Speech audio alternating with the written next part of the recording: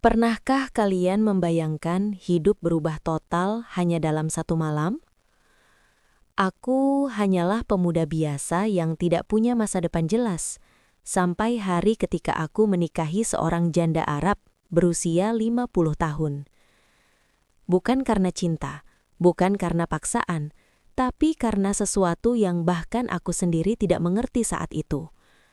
Dan esok paginya, aku terbangun bukan sebagai diri yang sama, melainkan sebagai pewaris triliunan rupiah yang diburu, diawasi, dan diperebutkan banyak orang. Ini adalah kisah gila yang tak pernah kubayangkan akan menimpa hidupku. Namaku Arfa, seorang laki-laki berusia 28 tahun yang hidupnya serba sederhana. Sejak kecil aku tidak pernah punya mimpi muluk-muluk. Bagiku, hidup cukup dijalani dengan bekerja, menabung sedikit demi sedikit, dan berharap suatu hari nanti bisa mengangkat derajat keluarga. Tapi sejujurnya, di usia hampir 30 tahun, aku masih terjebak dalam lingkaran kehidupan yang sama. Gaji pas-pasan, kontrakan kecil, dan tanggung jawab keluarga di kampung yang tak pernah berkurang. Aku bekerja sebagai staf bandara. Lebih tepatnya bagian check-in dan layanan penumpang. Pekerjaan ini tidak buruk, tapi juga tidak menjanjikan masa depan gemilang. Setiap hari aku berhadapan dengan penumpang yang berbeda-beda, dari yang ramah, yang terburu-buru sampai yang marah-marah tanpa alasan. Tapi aku tetap menjalaninya dengan sabar. Setidaknya, bekerja di bandara membuatku merasa bersentuhan dengan dunia besar, meski aku sendiri tidak pernah melangkah jauh dari kotaku. Semua berjalan biasa saja sampai hari itu. Hari yang pelan-pelan mengubah seluruh hidupku. Hari itu bandara sangat ramai. Musim haji baru saja selesai dan penerbangan Timur Tengah sedang padat-padatnya. Suasana penuh suara roda koper, panggilan boarding, dan percakapan berbagai bahasa. Aku baru saja mengganti shift dan masih merasa sedikit mengantuk ketika seorang penumpang datang ke loketku. Yang membuatku terpaku bukan karena usianya, sekitar 50 tahun, atau karena dia terlihat seperti orang yang sangat berada dengan abaya mahal berwarna krem keemasan. Bukan itu. Yang membuatku terkejut adalah caranya menatapku. Tatapannya dalam, seolah ia sedang meneliti diriku dari kepala sampai kaki, lalu menemukan sesuatu yang membuatnya tertarik. "Assalamualaikum," sapanya dengan suara lembut namun tegas. Aksen Arabnya sangat jelas. "Waalaikumsalam," jawabku sopan. Ia menyerahkan paspor. Di dalamnya tertulis namanya, Hana binti Abdul Malik. Usianya 50 tahun, lahir dan besar di Oman. Wajahnya masih terlihat anggun, kulitnya cerah terawat, sorot matanya tajam namun teduh. Meski sudah paruh baya, wibawanya membuatnya tampak lebih muda. "Are you Indonesian?" tanyanya dalam bahasa Inggris. "Yes, madam," jawabku sambil mengecek data penerbangannya. "Your name?" tanyanya lagi. "Arfa." Ia mengangguk kecil, senyumnya samar. "Nice name." Aku hanya tersenyum sopan. Interaksi semacam itu sudah biasa. Namun ada sesuatu yang berbeda pada cara ia memandangku. Entah bagaimana aku merasa seperti tengah menjalani wawancara yang tidak ku mengerti tujuan akhirnya.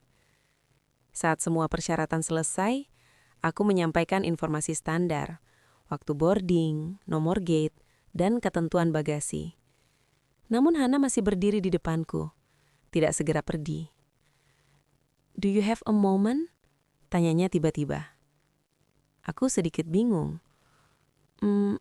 Maybe. Yes. Ada yang bisa saya bantu, madam?" Ia mencondongkan tubuh sedikit. "Can I ask personal question?" Aku spontan menelan ludah. "Personal question?" Ia tersenyum, membuatku semakin gugup. "Are you married?" Aku hampir menjatuhkan pulpen. "Tidak, madam." Ia mengangguk pelan. "Good." "Good? Maksudnya apa?" Belum sempat aku mencerna pertanyaannya, seorang wanita Arab lain yang tampaknya asistennya mendekat dan berbisik padanya. Hana kemudian tersenyum lagi ke arahku. I see you again. Ia pergi begitu saja, meninggalkanku dengan dada yang masih berdebar. Aku menggeleng pelan, mungkin ia hanya bercanda. Atau mungkin itu budaya mereka. Aku mencoba melanjutkan pekerjaan. Namun ternyata, itu bukan akhir dari pertemuan kami. 2 hari setelahnya, saat shift sore, aku dipanggil supervisor. Katanya ada penumpang VIP yang khusus meminta didampingi olehku. Aku pikir itu salah satu pejabat dalam negeri atau tamu perusahaan besar. Tapi ketika aku melihatnya, aku hampir terbatuk. Itu dia, nyaris seperti adegan drama. Hana berdiri dengan elegan ditemani asistennya. Ia mengenakan abaya hitam bermotif emas dan kerudung satin yang memantulkan cahaya lampu bandara. "Arfa," sapanya lembut. "I told you, we meet again." Aku bengong beberapa detik sebelum akhirnya tersadar dan membungkuk sopan. "Selamat datang kembali, Madam."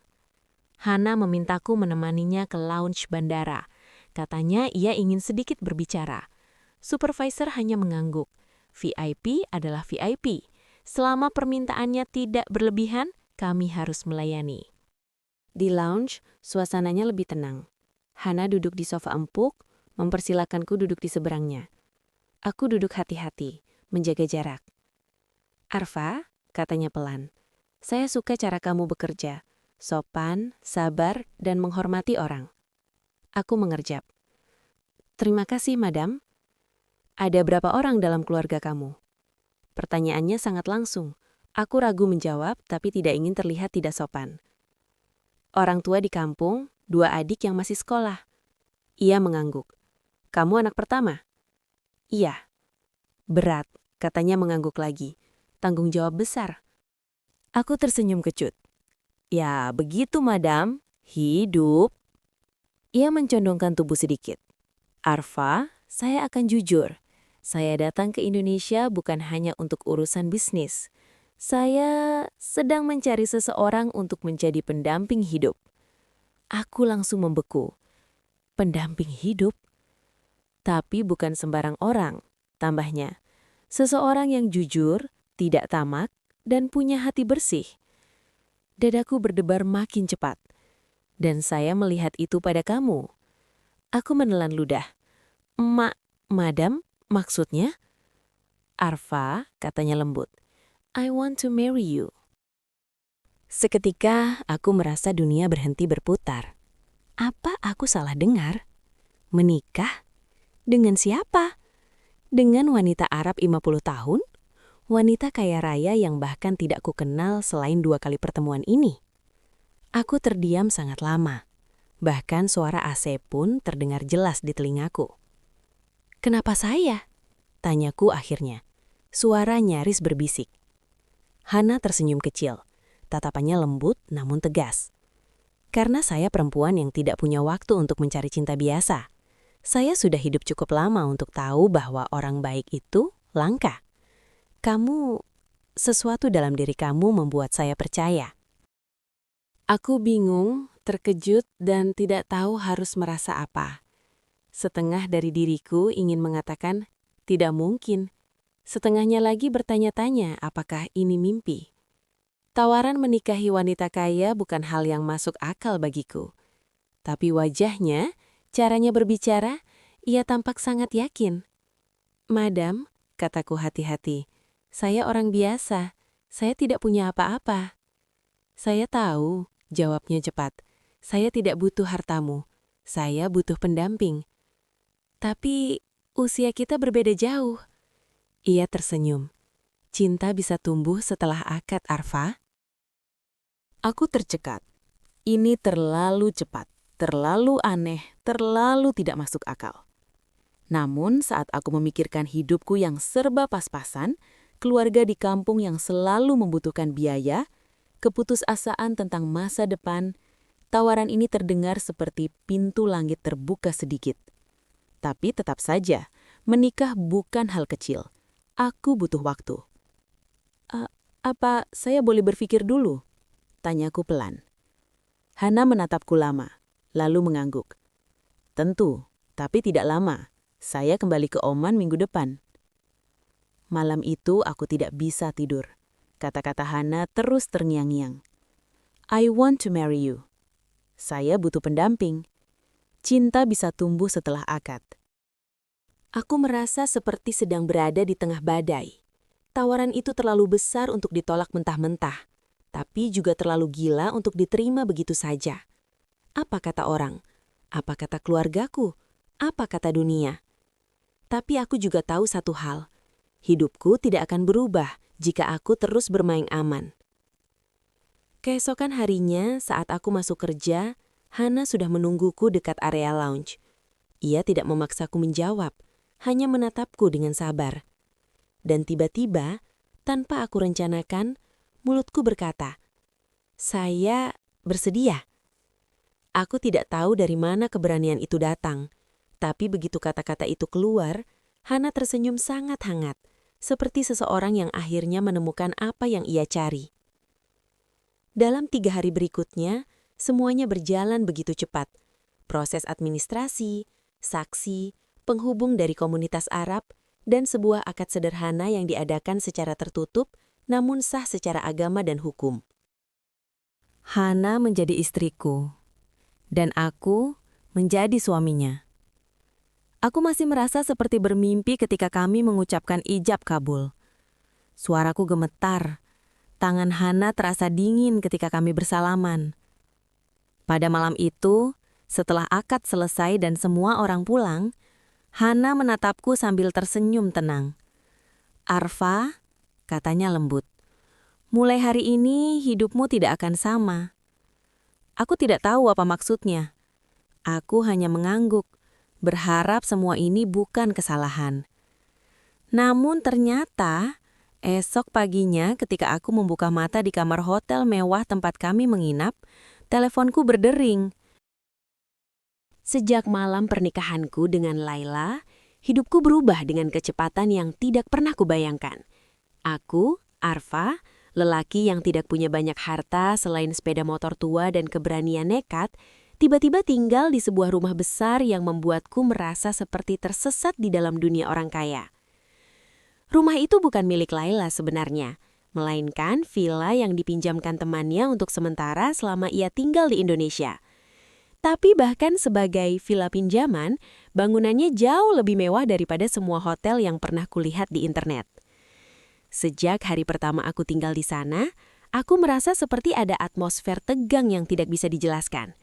Para penjaga yang berdiri di depan pintu selalu memeriksa keadaan sekitar sebelum membuka gerbang, seolah mereka mengantisipasi seseorang yang akan menyerang kapan saja. Para asisten Laila pun bergerak dengan cara yang sama, penuh kewaspadaan, tidak pernah meninggalkan Laila sendirian, dan sering saling memberi kode lewat pandangan. Ada satu kejadian yang membuatku semakin sadar bahwa semua ini bukan sekadar kebetulan. Pagi itu, aku keluar rumah karena ingin membeli sarapan di warung dekat gerbang. 2 penjaga, Hamdan dan Razik, langsung mengikuti langkahku dari belakang. Bukan dengan sikap agresif, tapi jelas-jelas mereka ingin memastikan aku aman. "Aku cuma mau beli nasi uduk di ujung jalan, kok kalian ikut?" tanyaku sambil tertawa kecil. Hamdan menatapku serius. "Tuan Arfah, Ibu Laila sedang menghadapi banyak ancaman. Kami tidak bisa membiarkan siapapun keluar tanpa pengawasan." "Bahkan aku?" jawabku ragu. "Justru Anda." Jawaban itu membuatku terdiam. Saat kembali ke dalam villa, aku semakin memahami bahwa keberadaanku bukan hanya suami kontrak yang kebetulan menikahi janda kaya. Ada sesuatu yang jauh lebih besar dari sekadar pernikahan aneh itu. Laila sendiri bersikap lebih lembut padaku setelah malam pertama kami tinggal bersama. Ia sering menanyakan keadaanku, seolah aku baru saja masuk ke dunia yang menuntut adaptasi cepat. Ia membuatkan teh min untukku, memberiku beberapa pakaian bagus yang katanya hanya disimpan karena terlalu besar untuk wanita, dan bahkan menata kamar tempatku tidur agar aku merasa betah. Suatu sore yang tenang, ketika angin dari halaman samping membawa aroma melati, Laila memanggilku untuk duduk bersamanya di ruang tengah. Tatapannya kali ini tidak sekedar lembut, Terdapat berat yang sulit dijelaskan. "Arfa, ada sesuatu yang harus kamu ketahui," katanya dengan nada perlahan tetapi jelas. Aku duduk di hadapannya. "Tentang apa, Laila?" Ia menarik napas dalam. "Tentang keluargaku, atau lebih tepatnya, keluarga suamiku." Aku menautkan alis. "Keluarga suamimu?" Laila menatapku lama sebelum melanjutkan. Mereka bukan keluarga yang bisa dianggap biasa. Mereka kaya, sangat kaya, dan sangat rakus. Kata kaya di mulut orang biasa mungkin memiliki batas. Tapi di mulut Laila, kata itu terdengar tidak terbatas sama sekali. Suamiku sebelumnya adalah keturunan salah satu keluarga pengusaha minyak terbesar di Arab, katanya sambil memegang cangkir teh yang bergetar sedikit. Ketika ia meninggal, banyak yang tiba-tiba berubah. Aku mendengarkan tanpa memotong, karena jelas ini bukan cerita yang mudah ia bagikan. Ada dokumen warisan yang belum sempat ditandatangani suamiku. Dokumen itu, jika selesai, akan membuatku menjadi pewaris sah sebagian besar kekayaannya. Nilai warisan itu mencapai triliunan rupiah. Tekakku menegang, dan keluarganya tidak menginginkan itu terjadi. Laila tersenyum pahit. Mereka menganggap aku perusak tradisi. Mereka ingin semua harta tetap berada dalam garis keturunan mereka, dan mereka menganggap aku penghalang. Tiba-tiba setiap perilaku aneh para penjaga terasa masuk akal. Semua kewaspadaan yang sebelumnya terasa berlebihan, kini terlihat sangat masuk akal. "Kamu pernah mendapat ancaman?" tanyaku. Ia mengangguk pelan. "Banyak. Telepon, pesan anonim, bahkan sekali waktu aku hampir ditabrak mobil.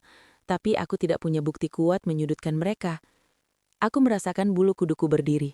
Tidak kusangka, hidupku yang beberapa minggu lalu begitu sederhana, kini berada di tengah konflik keluarga kaya yang penuh intrik. Di Indonesia pun, mereka tetap memburumu?" tanyaku lagi. Laila memandangku dengan sorot mata sedih. "Mereka punya banyak koneksi. Uang bisa membeli banyak hal." Mendengar itu, hatiku mulai dipenuhi rasa simpati yang tak terduga. Bukan rasa kasihan yang membuat seseorang meremehkan, tetapi simpati yang membuat seseorang ingin berdiri di sisi orang lain. Laila bukan perempuan lemah. Ia kuat, berkelas, dan tegar. Tetapi segala kekuatannya itu diuji oleh ancaman yang terus mengikuti kemanapun ia pergi. Hari-hari berikutnya menjadi semakin aneh. Beberapa kali, mobil hitam asing terlihat berhenti di ujung jalan dekat villa. Hamdan selalu mengusirnya, tapi mobil itu akan kembali pada hari lain. Telepon rumah juga sering berdering, tetapi ketika diangkat, hanya terdengar suara napas berat sebelum tiba-tiba terputus. Satu malam saat aku hendak tidur, aku sempat melihat Laila berdiri di balkon lantai 2 sambil memegang tasbih. Wajahnya menatap langit seperti seseorang yang berusaha mencari kekuatan baru agar tidak jatuh. Aku hanya berdiri di belakangnya, diam, tidak ingin mengganggu. Tapi saat ia menoleh dan melihatku, ia tersenyum pelan. "Arfa, aku lega kamu ada di sini," katanya pelan. Senyum itu, entah kenapa, menyinggung sesuatu di hatiku. Tidak ada sentuhan romantis atau tatapan berlebihan seperti pasangan biasanya. Rasanya lebih hangat dari itu. Seperti seseorang yang akhirnya menemukan tempat aman setelah berbulan-bulan dikejar ketakutan. Aku terdiam. "Kamu tiba-tiba menikah sama janda kaya, terus kamu tinggal di rumah besar. Semua orang tegang kayak menghadapi ancaman. Kamu yakin kamu aman?" Kalimat itu menusuk sesuatu yang diam-diam sudah menggangguku. Selama ini aku mengikuti alur kehidupan Laila tanpa mempertanyakan arah. Demi membalas kebaikan, demi rasa simpati, demi entahlah. Tapi kata-kata Siska membuka pikiranku. Tapi anehnya, ketika aku hendak mempertimbangkan kata-kata itu lebih jauh, Laila muncul dari pintu depan dan memanggilku. "Arfa, bisa kesini sebentar?" Sebelum aku berdiri, Siska menahan lenganku pelan. "Arfa, hati-hati ya." Aku mengangguk, lalu berdiri mengikuti Laila masuk ke ruang kerja kecil di villa. Wajah Laila tampak lebih tegang dari biasanya. Aku merasakan ada sesuatu yang buruk terjadi. "Arfa," katanya sambil menutup pintu. Barusan ada telepon. Ia menunjuk ponsel di meja. Mereka bilang aku tidak akan tenang dimanapun aku berada. Aku menelan ludah. Siapa mereka? Orang-orang yang ingin aku menandatangani dokumen pelepasan hak waris. Telepon mengancam bukanlah hal baru baginya. Tapi kali ini ada nada lain dalam suaranya. Lebih takut, lebih terguncang. Aku mengambil nafas panjang. Laila, kamu tidak sendirian. Aku di sini.